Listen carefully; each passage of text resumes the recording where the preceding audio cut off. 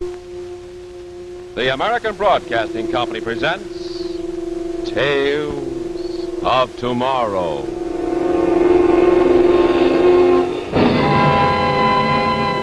Produced in cooperation with the Science Fiction League of America.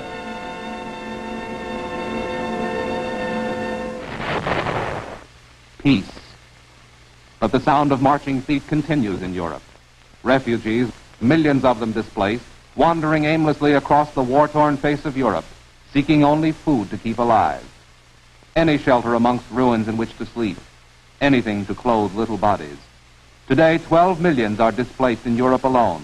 Some ethnical Germans forced to return to a country they never knew because of the shuffling of boundaries, joining the 2 million Germans already unemployed. Each day, nearly 2,000 migrate into Western Germany, underfed, diseased, undermined. For some, the displaced persons camps provide temporary relief. But for the core of the unplaceables, the aged and sick whom no one wants, there is no hope in Europe. Their hope must come from you. To help in this cause, the nonprofit organization CARE asks you to send packages today. Write CARE, New York, or contact your local CARE office today. Tonight, Tales of Tomorrow presents Blunder, starring Robert Allen and Anne Laurie.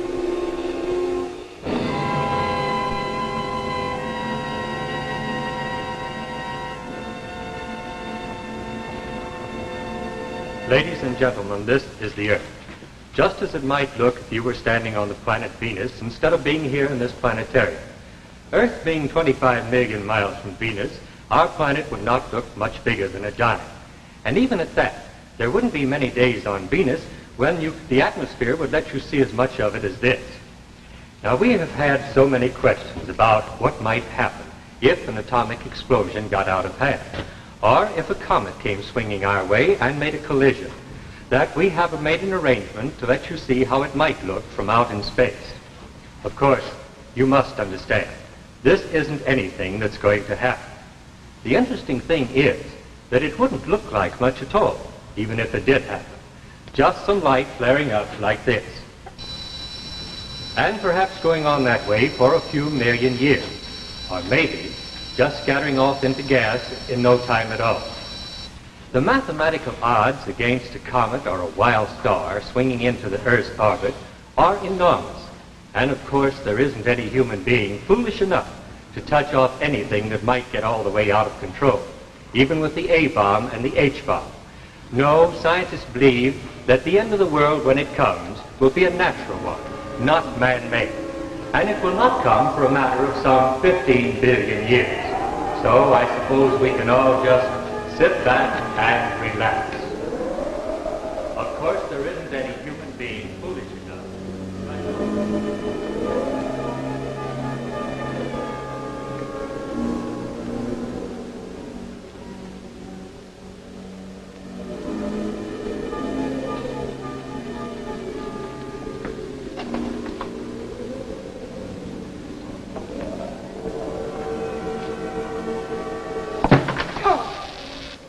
You're not going to... No, Jane. I'm just getting things ready. You see, the activator doesn't work until the switch is thrown. Now, I told you the experiment wouldn't start till 9, and it won't. These last few minutes, Carl, they seem to take longer than all the years you put on this experiment. Well, at 9 o'clock, we'll know the answer. After the activator starts the bismuth reaction. Reaction? But, Carl, you can't go through with it, not until... Jane, I'm not backing out now. I've told you there isn't one chance in 100 of any trouble. 1 chance in 100? I'll call it 1 chance in 1,000. I've gone through these calculations over and over, and the answer is always the same. Bismuth fission is possible. The pile we've built up down in the mine is going to start off a slow, controlled reaction, not an explosion. But you sent Dunning and the others to Tromsø, Carl. Wasn't that because of the danger? Their work here was over, Jane. Now, after the reaction starts, then's when our work starts, the making of contacts, hiring a full workforce, getting in the lines to get the power out. Oh, we'll have a natural furnace a mile square and hundreds of yards deep.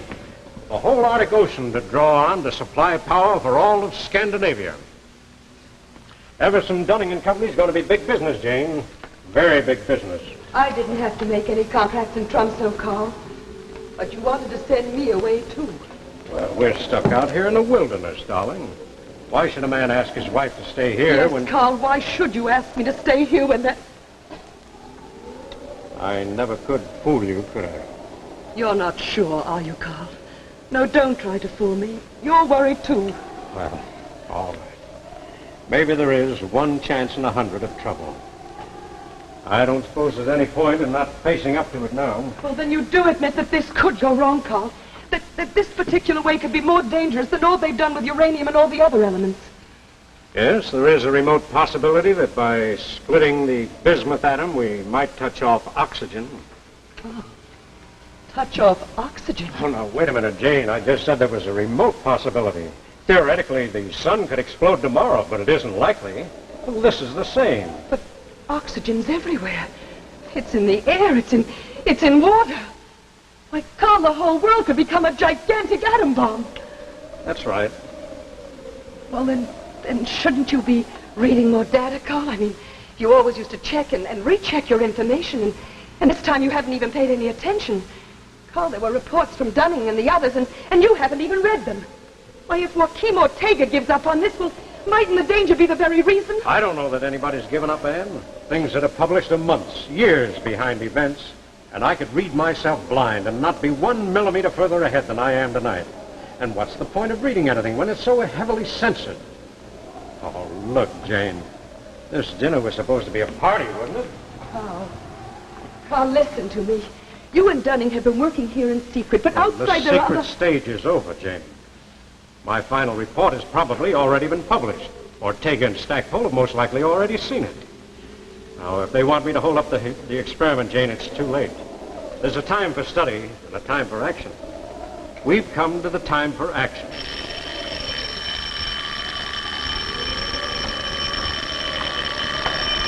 Running at Tromso, calling Carl Everton. Hello. Hello, Hugh. This is Carl. What is it? Carl, are you still holding to the schedule? All set. It goes off at 9. The thing is, someone's been trying to get through on the phone from London. I'm not sure what it's about. I can't take any messages now, Hugh. This is important, Carl. I'll get in touch with you when it's over. I'll be busy till then, so don't try to call me back. Carl, listen to me. You've got to...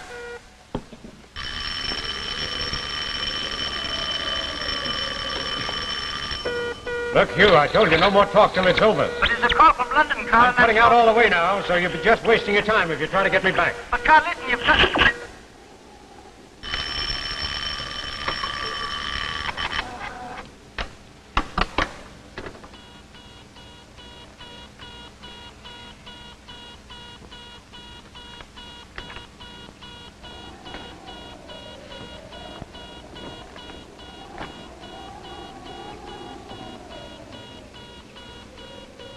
Well, here's to the fission of an element they said could never be split.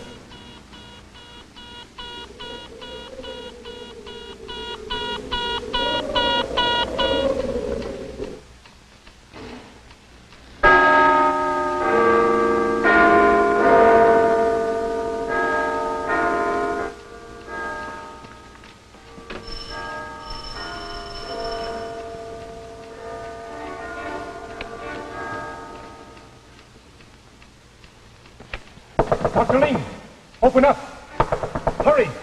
Who is it? Open up, Chuling. It's Stackpole. Why, hello, you come in. No, there isn't time. Have you read the Zurich Quarterly yet? Why, we're just starting it. Just why, what's the matter? It's Everson. He's experimenting with that bismuth fission theory of his. Experimenting?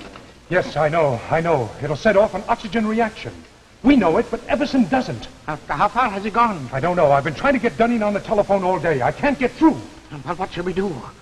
I've chartered a plane. We've got exactly 10 minutes to get to the airport. Wait till I get my coat. Good. I'll get a cab. The cabby! Cabby, here! Cabby! Wait, Stackpole! Wait, I'm coming!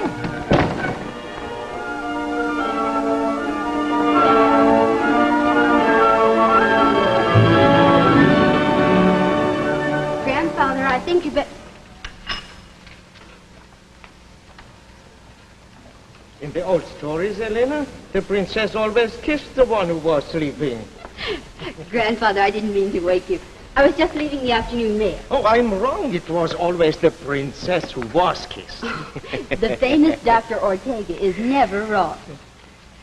There, and if that makes you a sleeping beauty, don't blame me. At my age, Helena, names mean little, kisses mean much. So whenever you see me dozing, this cable came with the mail? Yes, it came about a half an hour ago. I was wondering whether I should wake you, and then I thought... Is it bad news, Grandfather?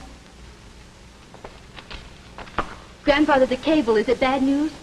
It's from Stackpole in London. He has seen a new report by Everson. Elena, yes. The Zurich Review with my article on bismuth. The issue should have been in Stockholm and Oslo for almost a week now, no? You've asked me that before. It's been out there since the 12th. If Everson has seen my article, he can't be so insane as to go ahead. It was in warning to Everson that I wrote the article. Got the material declassified exactly for him to see. He must have seen it by now. He always reads everything that you... Yes. Everson always used to read everything in his field. But he has been cut off from all of us up there for years. Crumbs from our table. That's all he has been able to get his hands on. But this time, crumbs aren't enough. He has made a mistake. Grandfather, is it a bad one? He's going through with his mine project. The one I wrote this Zurich article to warn him against. When will they learn that censorship works both ways? You mean he might start off a chain reaction that couldn't be stopped? There are no absolutes. It might stop when... When the Earth was gone. And the oxygen was gone. The Earth and all life on it would go too, of course. You said this is what might happen. By my equations, the probability is, well, call it a matter of some 200 to 1. You mean 1 chance out of 200 that Everson's reaction might get out of control? It's the other way around, Elena. The other way around.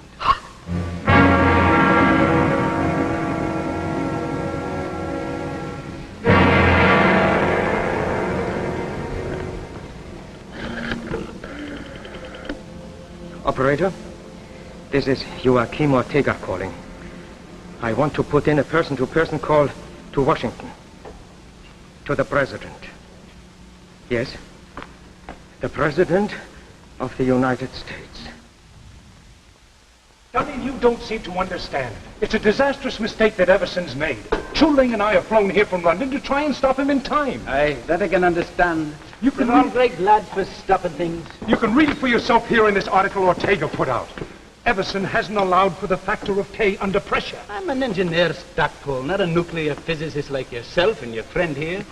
I've read your article through twice, and I can see nothing that affects our plans at the mine. If you will excuse me, Mr. Dunning, there might not be 20 people in the world who could understand this warning which Dr. Ortega has written. But Carl Everson is one of them. If he is proceeding, it can only mean that he has not read the warning. I've sent on every scientific journal that's come to us here in Tromsco. If ye say that the journal's been out for since the 12th, well, it's been in Carl's hands now for 3, maybe 4 days now. Dunning, we're wasting time, and there may not be much of it left for any of us. You said that you were in touch with him not 10 minutes ago. Will you please get in touch with him again? I'll tell him that you didn't want us to interrupt him. I'll tell him that black is white. Anything, if you'll just let us read these equations to him. Gentlemen, I'm sorry, but I cannot do such a... Beg your pardon, Mr. Dunning. We haven't much time left in which to avert this error. The radio, if you please. Well, I'll be... The radio, if you please, Mr. Dunning.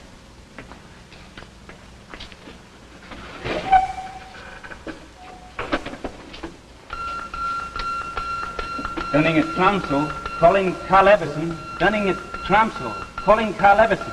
I can tell you now there's not a chance till after the test. What time is it scheduled for? 9 o'clock tonight, but Carl said he was cutting out his receiver till afterward. Look, Dunning this may be only an outside chance, but it doesn't need both of us. You can talk to Everson if Dunning raises him. How about you, Jeff? Well, I've made arrangements with the Norwegian Home Minister to let me have a plane to get through to the mine, and paratroopers to make the drop in case we can't land. You stick on here and, well, just wish me luck, will you? I wish you lots of luck, Jeff. Goodbye. Calling Carl Everson. Dunning at Tromsø. Calling Carl Everson. Dunning at Tromsø. Calling Carl Everson.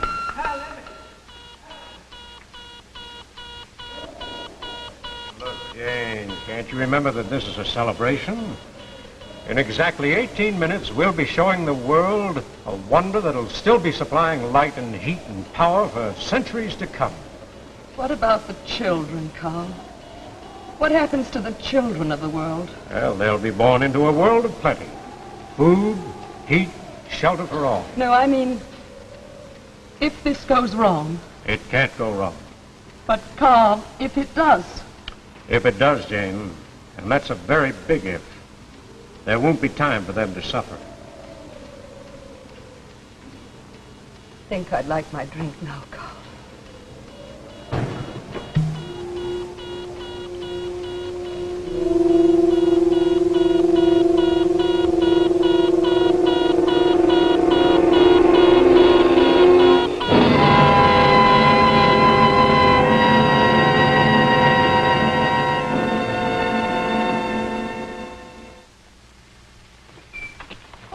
Dear, have a good day? Payday is always a good day, sweetheart. By the way, there was another defense bond in the pay envelope. Here, add this one to the pile. You've certainly saved a lot since you joined the payroll savings plan. I'll say.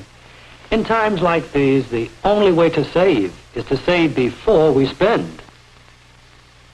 And the easiest way to save is with United States savings bonds. By putting in only $7.50 a week, in 10 years you'll have bonds and interest worth more than $4,300. Meanwhile, your savings will be helping to make your country strong, for savings bonds are defense bonds. Sign up for bonds where you work or bank. Defense is your job. Buy defense bonds. And now we return to our tale of tomorrow, Blunder.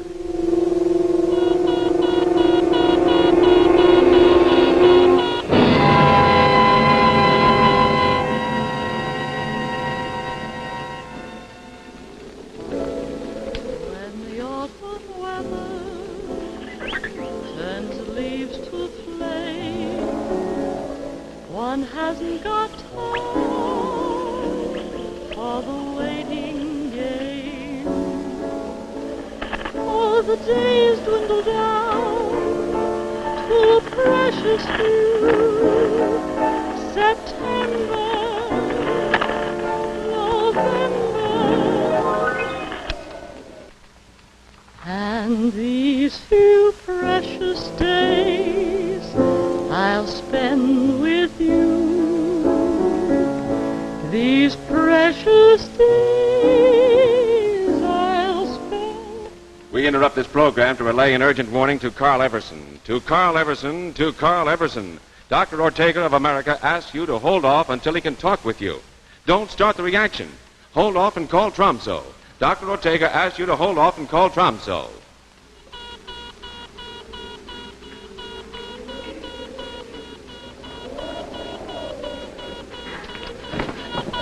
Dunning and Tromso calling Carl Everson. Dunning. This is Jane. Thank God, it's Carl there. He's got the Please, to I have to talk to you. Now, look, Jane, I didn't want you to stay on, but since you're here, remember you're just as responsible for this project as all of us. We've got to go through with it. I'm scared, Carl. Carl, I'm scared.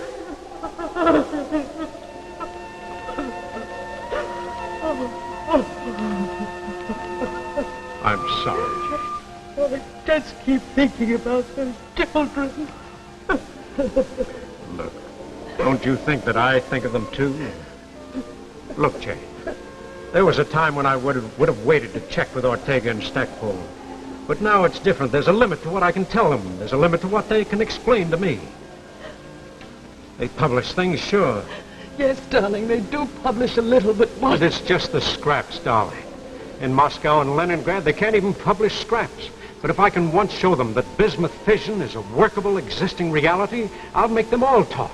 Not about war and weapons, but about the full development of this wonderful new power that's coming into our hands. About the simple, inexpensive plants that they can set up all over the world. I'm thinking of the peaceful development for all the billions of people who've never had enough to eat, of this cheap, limitless power that can end poverty in the world. Oh, Carl. Carl. Carl, that's a wonderful dream. But the responsibility, do you have the right to take that on yourself?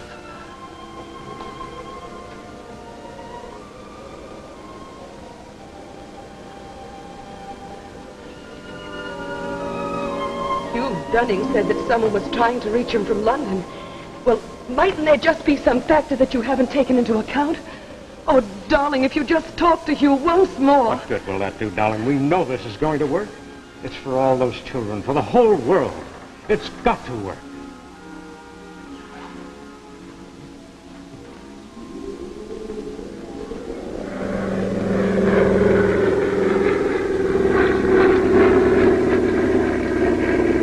We're over the coast again, Mr. Stackpole. It'll be a few moments now. Does the pilot know his way from here? Yes, we've trained over this area. 15 or 16 kilometers, we'll be able to see the mine buildings. Good. And you might say a prayer that there'll be some buildings left to see.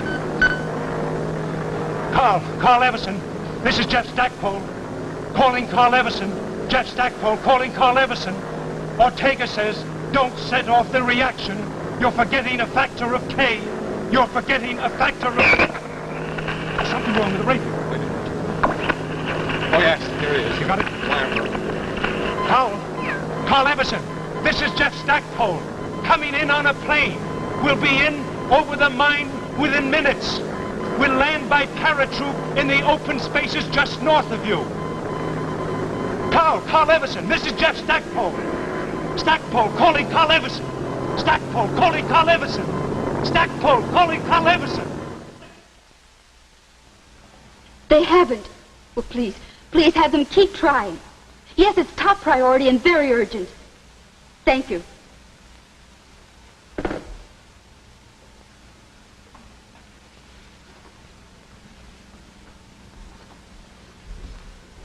They've got Tromso, but they can't get through to Everson. Chuling's there with Dunning, but they can't get Everson to answer. Stockpole's gone in by plane. He should be dropping to him within minutes. Good. My dear, I think you are in trouble. You think I... It's your move, and I suspect you are going to lose at least the bishop.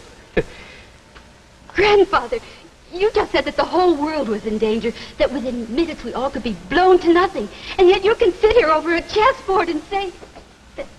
Elena, dear, they reach Carl Everson in time now, or they don't.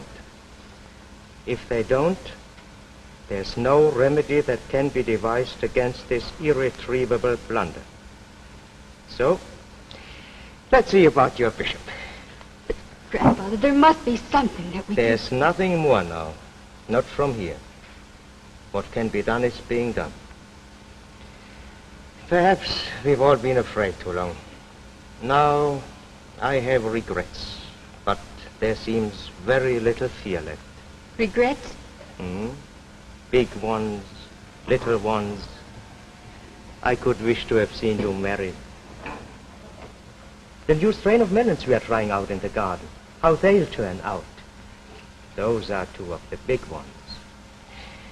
For a small one, here's a formula on the properties of magnetic attraction at low temperatures that I would have liked to work out just a little further. But magnetic attraction has nothing to do with bismuth fission or perhaps with anything.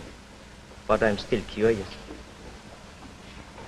Grandfather, you can put your mind to a new problem when... When I should be attacking your bishop and queen. Elena, I'm sorry.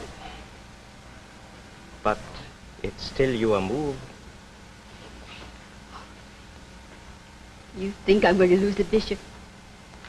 Just watch.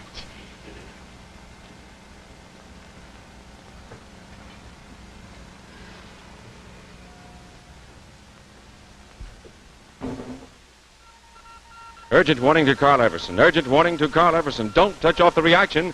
Don't touch off the reaction. If you see or hear a plane approaching, that is Stackpole trying to help you. Urgent warning to Carl Everson. Dr. Ortega says you're wrong, absolutely, positively wrong. Urgent warning to Carl Everson. Urgent warning to Carl Everson. Calling Carl Everson.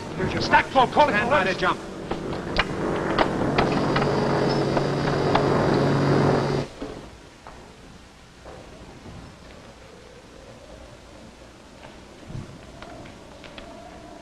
that's that.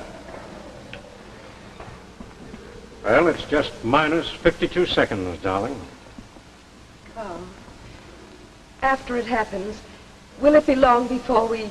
Before we know, it might be 6 seconds, might be 8, depending on how long it takes for the acids to eat through the plates down below after the reaction starts. And then if everything's all right, will we know right away? If it goes past 8 seconds, you'll know that we're off on schedule and everything's under control. If it doesn't, I doubt very much that we'll know that it didn't work. Carl, there's one more thing. Now, wait a minute, Jane. No more, you promise. No, it's not about calling Dunning or what's happening down below. It's about us, Carl. I was wondering if you'd kiss me.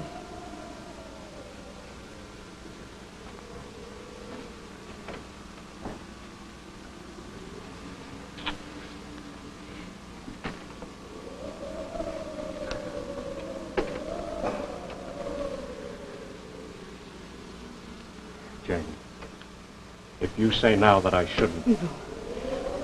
I'm ready now.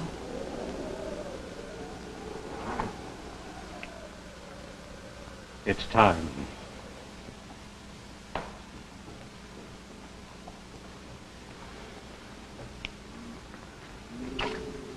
Well, here's to the future. To the future, Carl. Whatever it brings.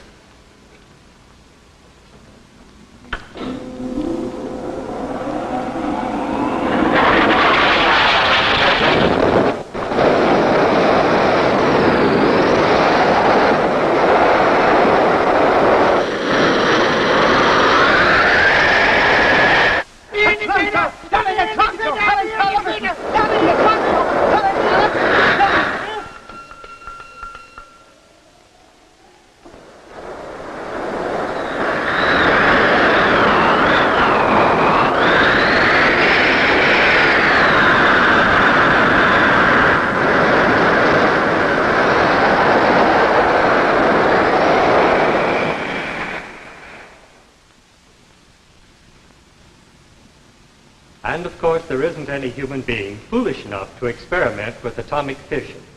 Our scientists know exactly what they are doing. There isn't a possible chance of a blunder.